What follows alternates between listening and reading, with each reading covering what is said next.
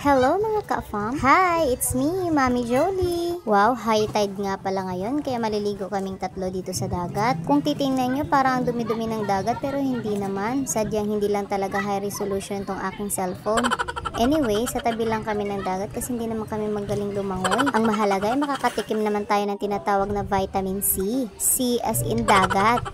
Naglaan lang kami ng kaunting oras para sa paliligo. Gusto kasi ng mga anak ko na maligo daw kami sa dagat. Kaya ayan, pinaranas ko naman sa kanila. Hindi din kami masyadong nagtagal kasi amang init naman din ng panahon. Baka lalo naman kaming mangiti. At saka mahirap na kung magka-sunburn. Ang mahalaga naman ay nakapag-enjoy yung mga anak ko sa paliligo kasama din yung mga friends nila. Pati na rin ako, nakapaligo din ako at saka nag-enjoy din naman ako sa paliligo kasi ang tagal ko na rin hindi nakapaligo sa dagat eh. Pero paalala lang ha mga mami, bantayan po nating mabuti ang ating mga anak at delikado kapag nandito sa malalim na tubig.